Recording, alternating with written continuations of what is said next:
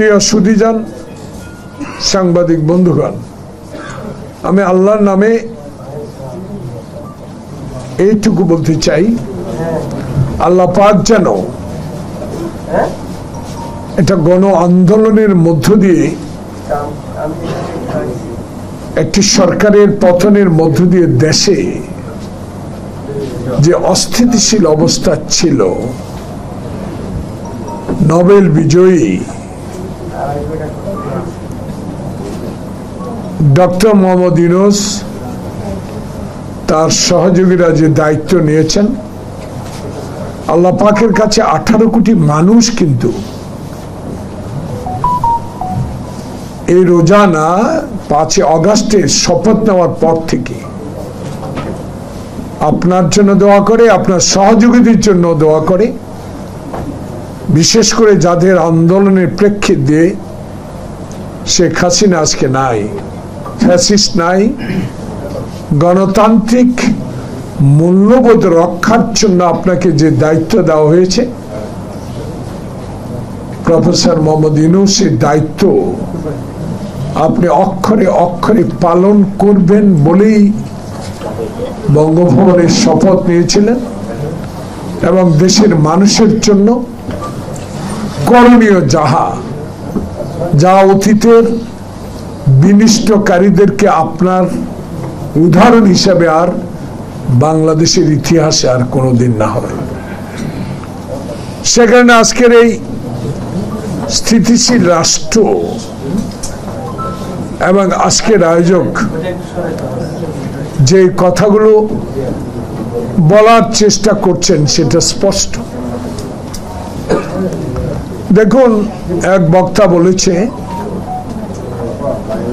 মেধা শূন্য করবে, ছাত্ররা বছরকে বছর পরীক্ষা দিয়ে চাকরি পায় না,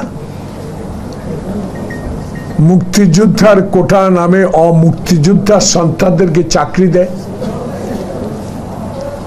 গ্রামের নিরীহ মানুষ জমি বিক্রি করে, মায়ের গয়না বিক্রি করে সন্তানকে লেখাপড়া করিয়ে চাকরি পায় না, কোটার নামে দলীয় চাকরি, দলীয় নেতা কর্মীদের সন্তানদেরকে চাকরি দিচ্ছে। এটাই অনুভব করে ছাত্র বৈষম্য আন্দোলন শুরু করেছেন। কিন্তু এই আন্দোলনটা কোথায় ছিল, কোত্থেকে শুরু হয়েছে? আমি আমার এই ক্ষুদ্র রাজনৈতিক অভিজ্ঞতা থেকে বারবার আপনাদের মাধ্যমে এই কথাটুকু, নবাগত দল, ছাত্রদের দ্বারা তৈরি দল, যারা কিছুদিনের মধ্যে নিবন্ধিত হবেন, কিছুদিনের মধ্যে তাদের ম্যানিফেস্টোটা প্রচার করবেন, কিছুদিনের মধ্যে বাংলাদেশে গ্রামগঞ্জে যাবেন, নির্বাচনে অংশগ্রহণ করবেন, নির্বাচনে প্রতিদ্বন্দ্বিতা করবেন। কিন্তু একটা বিষয়ে আমার এই ক্ষুদ্র অভিজ্ঞতা থেকে আপনাদের মাধ্যমে ওদের কাছে আমি একটি প্রশ্ন রাখতে চাই। এই পবিত্র মায়ের রমজানের দিনে আপনারা তো আমার মতোই আন্দোলন সংগ্রামের নেতা, আমার দলের নেতা তারেক রহমানের মতোই সংগ্রামের নেতা, কিন্তু আমি বুঝতে পারি না, ঠিক যখন জাতি যখন ঐক্যবদ্ধ ভাবে এই নোবেল বিজয়ীকে সরকারে বসিয়ে দিয়ে একটি নির্বাচনে প্রতীক্ষা করছিলেন, তখনই মঈন ফখরুদ্দিনের মতো আরেকটা ষড়যন্ত্র মনে হয় শুরু হওয়ার পথে। আমি বলেছি আমি বড় রাজনৈতিক নেতা না, আমি মাওলানা আব্দুল হামিদ খান ভাসানীর গামছা ধুয়ে দেওয়ার লোক, আমি আতাউল গনি ওসমানীর সাথে যুদ্ধের লোক, আমি আতাউর রহমান খানের মতো নেতাকেও দেখেছি। আমার সৌভাগ্য হয়েছিল ছাত্রলীগ করার, আমি শেখ মুজিবকেও দেখার সৌভাগ্য হয়েছে। কিন্তু আমি এই বিষয়গুলো আমি আলোচনা দিতে চাই না, কাউকে ছোট করতে চাই না, শুধু একটা বিষয় মনে করে দিতে চাই। সালাম আমার অত্যন্ত ছোট ভাই, সে বলেছে শেখ মুজিব বীরুত্তম দিয়েছে, শেখ হাসিনা কেড়ে নিয়েছে। এই কেড়ে নেওয়ার রাজনীতি শুরু করেছে শেখ মুজিব। যদি মানুষের অধিকারটা শেখ মুজিব সেদিন ক্ষমতা গিয়ে সরকারে গিয়ে কেড়ে না নিতেন, গোলাম মোস্তফাকে যদি জিজ্ঞাসা না করতেন 6 কোটি কম্বল, আমার কম্বলটা কোথায়? আমি যখন ঘরে শুতে যাই ডানে চোর বামে চোর বিছনায় চোর। আমার আমলে কেন ব্যাংক ডাকাতি হয়? আমার আমলে কেন সুষ্ঠু দ্রব্যাদি মানুষ বিদেশ থেকে যা আসে আমার লোকেরা কেন লুণ্ঠন করে? এগুলার যদি বিচার শেখ মুজিব করতেন, সত্যিকার অর্থে সিরাজ শিকদারকে গ্রেপ্তার করে যদি আইনের আওতায় নিয়ে জেলখানা পাঠিয়ে দিতেন, পালিয়ে যাওয়া নামে ক্রসফায়ারে হত্যা না করতেন, বাংলাদেশের সকল সংবাদপত্র বন্ধ করে না দিতেন, বাংলাদেশে গণতান্ত্রিক অধিকারগুলো যদি প্রতিষ্ঠা করার জন্য শেখ মুজিবের যে অবদান, পাকিস্তান থেকে ফেরত এসে যদি রেসকোর্স ময়দানে সেদিন উনি ঘোষণা করে দিতেন আমি এক হাতে লাঠি নিব আর 32 নম্বরে বসে থাকবো, প্রধানমন্ত্রী করবো একজন শিক্ষিত লোককে, আমি ডান্ডা নিয়ে বসে থাকবো।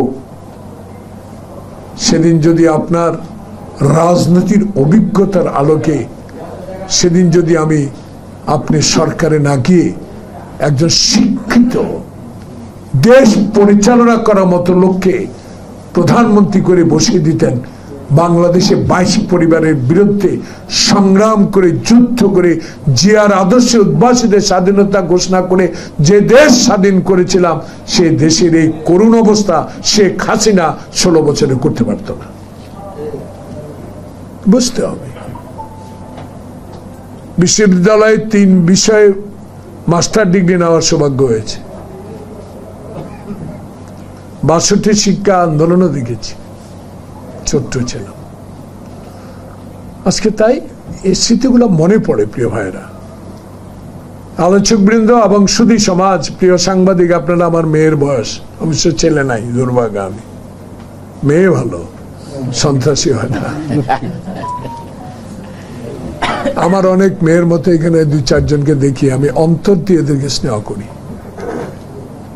আমার মেয়ে একদিন আমাকে একটা কথা জিজ্ঞেস করলো, কিরে তোর একটা ছোট্ট বাচ্চা, বয়স মাত্র 7 বছর, আমার 2 মেয়ে, আর একটার বয়স 4.5 বছর, আমার বাসা নিকুঞ্জতে যখন হাজার হাজার মানুষ উত্তরা থেকে মিছিল নিয়ে ঢাকা মুখে রওনা দেয়, তখন তারা নিকুঞ্জ একটা মেইন রোডের সাথে বাসা, ওইখানে গিয়ে পানি নিয়ে দাঁড়িয়ে থাকে, নিচে পারে না দাঁড়াতে, উপরে একটা ব্রিজ আছে, ওখান থেকে পানি ছড়ে।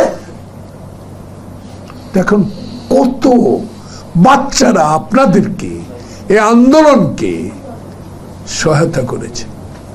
একটি কারণে, একটি নির্বাচন, একটি কারণে শেখ হাসিনা যে নির্বাচন শব্দটি বাংলাদেশ থেকে মুছে দিয়েছে, সেই নির্বাচনটার জন্য আত্মহতি দিয়েছে খোকন মুগ্ধরা। এখন এই নির্বাচনকে নিয়ে আপনারা নতুন দল করে আবার বলেন গণপরিষদ। আমি বুঝি না, লেখাপড়া করলো আমি খুব একটা আমি বুঝি আমার উঠে না। সালাম এবং আমাদের সভাপতি মহোদয়, এখানে সাংবাদিক যারা আছেন আমার চেয়ে অনেক অভিজ্ঞ, ছোট্ট বাচ্চা হতে পারেন, অনেক অভিজ্ঞ আপনারা। আমি এই জিনিসটা বুঝতে পারি না, গণপরিষদ, উপজেলা, ইউনিয়ন পরিষদ, পৌরসভা, কি জেলা পরিষদ, এই কথাগুলো আসছে কেন জানেন? আমার সন্দেহ জাগছে, আমি ভয় পাচ্ছি। ডক্টর প্রফেসর মোহাম্মদ ইউনূস বলেছেন, যখন আপনারা আসেন, আপনারা আমার সাথে যখন বসেন, আমার বুকে অনেক সাহস বেড়ে যায়, আর যখন চলে যান আমি একা হয়ে যাই, আমার সাহস হারিয়ে ফেলি। এই কথাগুলো বলার পেছনে আমার মতে জনগণ যেটা আমাকে বলে, গ্রামে যখন যাই, আরেকটি ষড়যন্ত্র মোটা আকারে প্রস্তুতি নিচ্ছে বাংলাদেশে। আপনাদের এই কথাবার্তার মধ্য দিয়ে এই ষড়যন্ত্র পাকাপোক্ত করে দেশে খোকন মুগ্ধের রক্তে অর্জিত যে দ্বিতীয় স্বাধীনতা, তাকে নাশসাত করার একটা পরিকল্পনা। বুঝতে হবে নাহিদ, আমার নেতা তারেক রহমান বুঝে ফেলেছে তাই বলেছে, হাসিনা বলেছে যদি আমি ক্ষমতা ছেড়ে দিই আমার একটা কর্মীকেও জামাত এবং বিএনপি রাখবে না, কুপিয়ে কুপিয়ে মেরে ফেলবে। প্রিয় সাংবাদিক বন্ধুগণ, বুকে হাত দিয়ে বলেন, দু একটা ঘটনা ছাড়া তারেক রহমানের নির্দেশ অমান্য একটা বিএনপির কর্মীও করে নাই। তা আমার নেতার আশা আপনাদের কাছে, নাহিদদের কাছে, দয়া করে দেশের 80% লোক চায় আমার ভোট আমি দিব, 91 মতো সাবুদ্দিনের মতো একটা ভোট করব। আমরা 64টি দল হাসিনার রক্ত চক্ষু উপেক্ষা করে রাজপথে থেকে 16 বছরের 9 বছর যারা জেল কেটেছি, যারা গুলি খেয়ে হাসপাতালে ছিল, যারা গুম হয়েছে, খুন হয়েছে, মায়ের বুক খালি করেছে, যারা হাঁটু পানিতে দাঁড়িয়ে পুলিশ থেকে রায় করার চেষ্টা করেছে, যারা কবরস্থানে ঘুমিয়েছে, তাদের ইচ্ছা এই নোবেল বুঝেই হাতে একটি সুষ্ঠু নির্বাচন। তা অনুগ্রহ করুন নাই সাহেবরা, ভেজালটা লাগায় না দেশে। গণপরিষদ, উপজেলা এইসব বাদ দেন, নিজেরা নিজের জনপ্রিয়তা যাচাই করার জন্য দয়া করে গ্রামে গঞ্জে যান এবং নির্বাচনের তারিখ ঘোষিত হলে প্রার্থী দেন, পার্লামেন্টে যান, স্পিকারের হানা ভোটে অংশগ্রহণ করেন, সেখানেই হবে মূল সংস্কার। এখন সংস্কার দরকার শুধু নির্বাচনের পথটা, ভোট কেন্দ্রের রাস্তাটা, প্রাইমারি স্কুলে যে ভোট কেন্দ্রে যাব সেই রাস্তাটা সংস্কার করেন। আর যারা ভোট নেবে তারা যেন হাসিনার মতো রাতে ভোট না করে সেই ব্যবস্থাটা করে দেন। সোজা হিসাব, সোজা রাস্তা। আমার মনে পড়ে আমি ইকবাল হলে ছাত্র, ঢাকা বিশ্ববিদ্যালয়ের ছাত্রলীগের একজন বড় নেতা তাজউদ্দিন সাহেব শেখ মুজিবুর রহমানের কাছে গিয়ে বলেছে, এই 3টা শব্দ লেখা আছে, লিখে দেন, আমি রেডিও টেলিভিশনে প্রচার করে দিই, আপনি বাংলাদেশের স্বাধীনতা ঘোষণা করেন। শেখ মুজিবুর রহমান সাহেব বলে দিয়েছে, আমি সন্ত্রাসী হিসাবে পাকিস্তানের কাছে রাষ্ট্রদ্রোহী হতে চাই না, দেশদ্রোহী হতে চাই না। তারাই এখন এই দেশের মালিক সেজে হিন্দুস্তানের কাছে সব বিক্রি করে দিয়েছে। মেধা শূন্য অর্থ হিন্দুস্তানের কাছে আত্মসমর্পণ করে কত লক্ষ লোক এখনো এই 16 বছরে বাংলাদেশে আছে। তত্ত্বাবধায়ক সরকার মহোদয়, আপনার দয়া করে প্রকাশ করতে হবে কত লোক হিন্দুস্তানে এখানে চাকরি করে। মনে পড়ে ব্যবসায়ী সাহেবেরা, কিছু কিছু, সব না, 3 তারিখে আমি শুনেছি জীবন দিব, আপা আপনাকে বিদায় করতে দেব না। তারা কারা? নামগুলো আসে না কেন? জনগণ জানতে চায়। শুধু স্বরাষ্ট্রমন্ত্রীর পদত্যাগে সমস্যার সমাধান হবে না, সমস্যার সমাধান হবে একমাত্র জনপ্রতিনিধি সরকার। সমস্যার সমাধান হবে দিনের ভোট দিনে, সমস্যার সমাধান হবে যারা বিগত 16 বছর হাসিনার রক্ত চক্ষু উপেক্ষা করে আন্দোলন সংগ্রাম করে এই বিজয় ছাত্র জনতার মধ্যে দিয়ে এনে দিয়েছি, তাদের রক্ত শপথ করে বলতে চাই, নির্বাচন দিন, বিলম্ব না করুন। বিলম্ব করলে কিন্তু আপনার থেকে এই সমর্থন মানুষ প্রত্যাহার করে নিয়ে যাবে। ধন্যবাদ আপনাকে জানাই, ধন্যবাদ পাওয়ার যোগ্য আপনি। ইনশাল্লাহ বুট ডাল কম দামি কিনতেছে, একটু চালের দাম আজকে বেড়ে গেছে। ধন্যবাদ, আপনি অবশ্যই পাওয়ার যোগ্য। আছিয়া মরে যাবে, নিষ্ঠুর দেশ থেকে চলে গেল বিদায়, চোখের পানি রাখা যায় না। মিডিয়ার ভাইয়েরা, সাগর রুনিকে যখন কুটিয়ে কুচিয়ে কুচিয়ে কুচিয়ে হত্যা করেছিল, একটি কথা আপনারা বলতে পেরেছেন? না, পারেন নাই। এখনো বের করতে পেরেছেন? পারেন নাই। বুক ভরা আশা নিয়ে রোদ্রে ভিজে, বৃষ্টিতে ভিজে, রোদ্রে পুড়ে, বৃষ্টিতে ভিজে, টিয়ার গ্যাস ছেলে নিয়ে যখন সংবাদ সংগ্রহ করেছেন, যখন রিপোর্টটা জমা দিয়েছেন, তখন যখন প্রধান রিপোর্টার নিউজটা ফেলে দেব, মাগো লেখা যাবে না। এখন তো সে সাহস কারো নাই। যা বলিবেন তাই লিখিব, যাই বলিয়াছি তাই লিখিয়া দেন, তাই প্রচার করে, এটাই তো স্বাধীনতা আপনাদের। এই স্বাধীনতা অক্ষুণ্ণ থাকবে ইনশাল্লাহ। কথা দিয়ে গেলাম, এই ক্ষুদ্র পরিসর হতে পারে। আমরা কয়েকজন রাজনৈতিক কর্মী, আমরা বড় নেতা নয়। পার্লামেন্টে আমার পর 5 বার যাওয়ার অল্প বয়স থেকে শুরু করে আমার সৌভাগ্য হয়েছে। আমার কোনো গুণ নাই, গুণ ছিল শহীদ জিয়া, খালেদা জিয়া, তারেক রহমানের ধানের শীষ। তাই আমি সেখানেও কথা বলা একদিন শেষ করব। হাসিনা বলে খালেদা জিয়ারে পুটলি করে বাইন্দা পাকিস্তান পাঠাই দিবে।